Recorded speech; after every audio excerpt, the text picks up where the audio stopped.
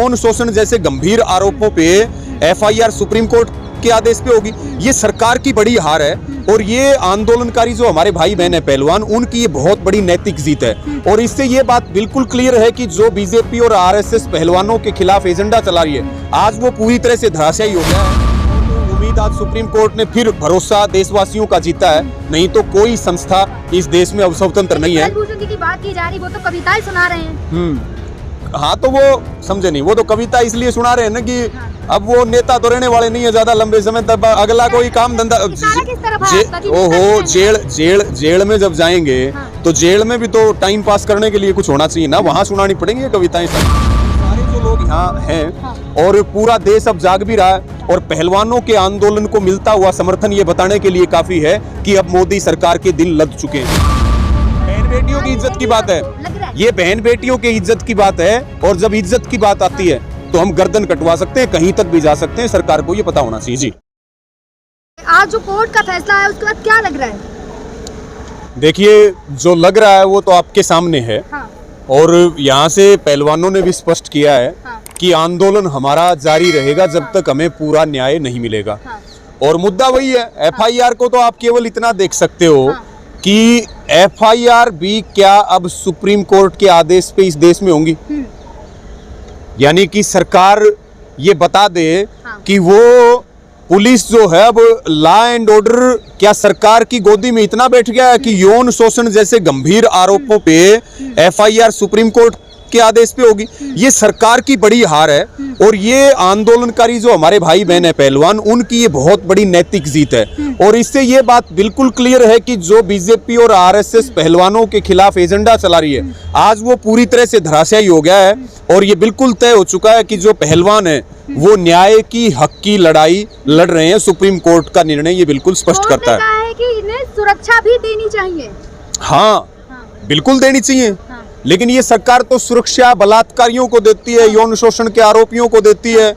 ये जिनको असल में जरूरत है उनको सुरक्षा नहीं देते। सुरक्षा की जरूरत है, बहुत बड़ा मुद्दा है, बहुत बड़े बाहुबली और बहुत बड़े तंत्र के खिलाफ लड़ा जा रहा है। अगर उसमें कुछ भी नुकसान होता है तो सीधी सीधी जिम्मेदारी तो सरकार की है। तो सुरक्षा तो सुप्रीम कोर्ट ने कहा है, लेकिन थोड़ी बहुत उम्मीद आज सुप्रीम कोर्ट ने फिर भरोसा देशवासियों का जीता है, नहीं तो कोई संस्था इस देश में अब स्वतंत्र नहीं है। की बात की जा रही, वो तो कविताएं सुना रहे हैं। हाँ, तो वो समझे नहीं, वो तो कविता इसलिए सुना रहे हैं ना कि अब वो नेता तो रहने वाले नहीं है ज्यादा लंबे समय तक, अगला कोई काम धंधा।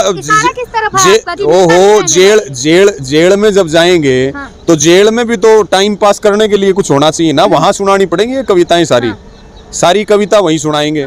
लेकिन वहीं एक तरफ अगर मैं बात कहूँ कि सतपाल मलिक जी ने इतना बड़ा खुलासा किया पुलवामा को लेकर, लेकिन मीडिया में उसकी कहीं चर्चा नहीं हो रही है। देखिए, चर्चा कैसे होगी? नेशनल मीडिया जो है उसको गोदी मीडिया हम कहते हैं। 27 चैनलों का मालिक तो अकेला अडानी है, 17 चैनलों का मालिक जो है वो अंबानी है और बचे कुछ 16 चैनल जो है वो सुभाष चंद्रा के हैं। तो आप ये देखिए, चैनल तो सारे उद्योगपतियों के और कॉर्पोरेट्स के हैं, तो आप कैसे उम्मीद कर सकते हो कि वो आपको सच्ची खबर दिखाएंगे? उनमें तो यही चलेगा, निजीकरण के क्या फायदे हैं, वो तो एजेंडे चलाएंगे। वो तो कहा तो था कि सबूत लाए तभी तो हम डिबेट करेंगे। अंजना ओम कश्यप जी को तो छोड़ दो, उन्होंने बगैर सबूत के कितनी पेड न्यूज चलाई है और क्या क्या एजेंडे उन्होंने आंदोलनों में चलाए हैं सरकार के पक्ष में, वो एक अलग विषय है। नंबर सबका आएगा। देखिए, सरकार किसी को छोड़ने वाली नहीं है और जनता ने तय कर लिया है कि इस सरकार को हम छोड़ने वाले नहीं है।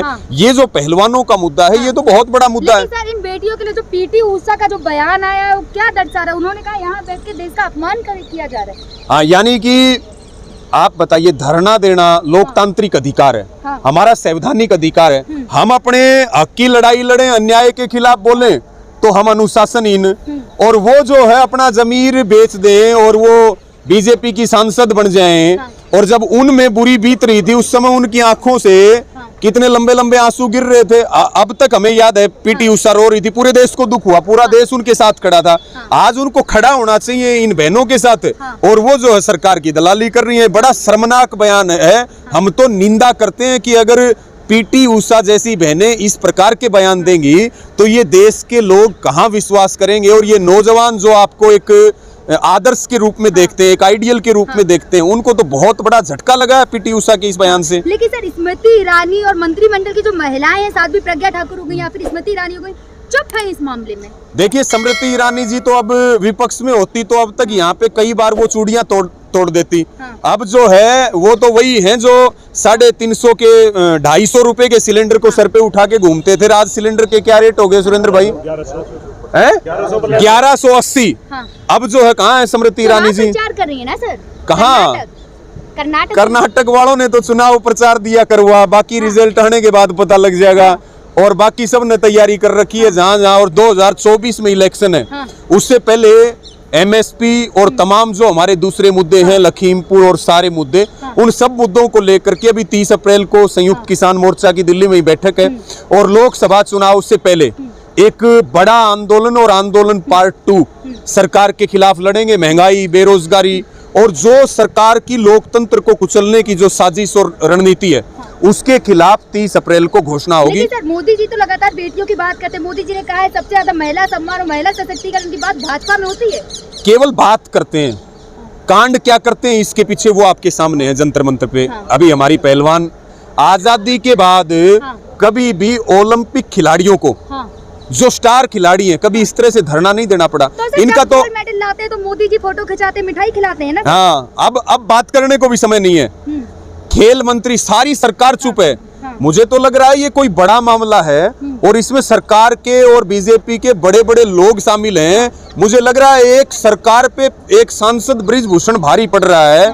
और मुझे लग रहा है सांसद बृजभूषण मुंह खोलेगा तो कईयों के नाम आएंगे और आधी से ज्यादा सरकार जो हो आपको जेल में मिलेगी। लेकिन क्या लग रहा है ऐसी घटना अगर खेल जगत में आती तो आगे क्या फ्यूचर होगा बच्चों का? देखिए मानसिक मनोबल जो है उसको तोड़ा जा रहा है।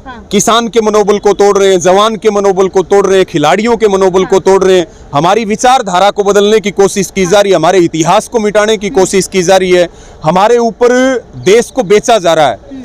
कुछ कॉरपोरेट अडानी अंबानी के हाथों में देश को देने की तैयारी की जा रही है। लेकिन हम सारे जो लोग यहाँ हैं और पूरा देश अब जाग भी रहा है और पहलवानों के आंदोलन को मिलता हुआ समर्थन ये बताने के लिए काफी है कि अब मोदी सरकार के दिन लद चुके हैं। लेकिन सर क्या लग रहा है हरियाणा वही क्षेत्र है जो काफी महिलाओं या फिर बेटियों में काफी पीछा क्षेत्र? हमने तो बता दिया, हमने तो आपको ये बात बिल्कुल बता दी आपके माध्यम से। हम तो सरकार को कहना चाहते हैं, देश के प्रधानमंत्री को कहना चाहते हैं कि आप अंग्रेज बनने की कोशिश ना करो, नहीं तो अब इस देश के लाखों करोड़ों लोग भगत सिंह बनने के लिए तैयार बैठे हैं। लेकिन हरियाणा ये घटना वही हुई है सर, हरियाणा जहाँ से मोदी जी ने एक नारा दिया था, बेटी बचाओ बेटी पढ़ाओ का। जी, नारा ही तो दिया था ना। बेटियों की दुर्दशा इस सरकार में जो हुई, हरियाणा में एक हमारी बहन है शिक्षा डागर, खेल मंत्री संदीप सिंह के खिलाफ लड़ रही हैं। यहाँ पे पहलवान हमारी बहनें यहाँ आंदोलन के ऊपर बैठी हैं बृजभूषण के खिलाफ, और तमाम कुलदीप सेंगर और कितने लोग। भाजपा तो भरी पड़ी है बलात्कारियों से और यौन शोषण के आरोपियों से। वो वॉशिंग मशीन है भाजपा, वो ऊपर से बलात्कारी डलेगा तो नीचे से संस्कारी होकर के निकलता है। मशीन आपने देखी नहीं है? जो भाजपा में चला जाएगा वो गंगा नहा लेगा। आप आज भाजपा में कोई चले जाओ, उसके ऊपर 72 मुकदमे दर्ज होंगे, सारे रद्द। खुद योगी आदित्यनाथ का उदाहरण आप देख लीजिए, कितना क्रिमिनल है। क्लीन चिट मिली है ना। भाई वही बात है ना, घर की वही काका लिखनिया, सारा सौदा इनका है। अपने आप वही जो है वो ये लिख देते हैं, मिटा देते हैं। लेकिन हमने लाल बही लगा रखी है सरकार की और सबके नाम लिख रहे हैं। मैं एक चीज और दिखा दूं आपके पीछे, ठीक है पोस्टर लगा, इस पोस्टर का क्या मतलब है जिसमें बृजभूषण जी को कारागार में आप लोगों ने डाला है? देखिए कारागार में तो जाना पड़ेगा, कारागार में जाना पड़ेगा। 1000 से ज्यादा बहनों के यौन शोषण का आरोप है। और जिस हिसाब से एफआईआर दी गई थी और अब एफआईआर होगी, तो एफआईआर होते ही कानून ये कहता है कि उसमें पोस्को एक्ट का मामला भी है, उसमें तुरंत अरेस्टिंग होनी चाहिए बृजभूषण की, तुरंत अरेस्टिंग होनी चाहिए। और ऐसे व्यक्ति की जगह एमपी की सीट पे बैठने के लायक नहीं है, वो सांसद के लायक नहीं है, वो कुश्ती संघ के अध्यक्ष के लायक नहीं है। सर जनता के चुने हुए प्रतिनिधि हैं। भाई जब जनता खड़ी होती है ना, तो घर में भी लुकड़ने जगह नहीं पाया करे। हम बता रहे हैं बृजभूषण को और सरकार को कि समय रहते बात को संभाल लो, नहीं तो देश के किसी कोने में छिपने की जगह नहीं मिलेगी। हमारा इतिहास पढ़ लो, किसान का इतिहास क्या है। किसान का इतिहास मुगलों से लेकर के, अंग्रेजों से लेकर के, और 75 साल आजादी के बीत गए, हमारा काम ही लड़ना है, अन्याय के खिलाफ लड़ना। अगर ये हमारा इतिहास पढ़ लेंगे हाँ। तो ये थोड़ा ठीक ठाक रह क्या लग जाएंगे। रहा है? क्या किसान अब दिल्ली फिर कूच करेंगे इन बेटियों के लिए? किसान पूरा तैयार बैठा है ट्रैक्टर के साथ, हाँ। ट्रैक्टर के साथ तैयार बैठा है। किसान का टैंक है ट्रैक्टर। हाँ। और दिल्ली को चारों ओर से अगर सरकार नहीं मानी हाँ। तो आज भी अपनी, क्योंकि हमारी बहन बेटियों की इज्जत की बात है, बहन बेटियों की इज्जत की बात है, लग रहा है ये बहन बेटियों की इज्जत की बात है। और जब इज्जत की बात आती है तो हम गर्दन कटवा सकते हैं, कहीं तक भी जा सकते हैं। सरकार को ये पता होना चाहिए। जी धन्यवाद जी।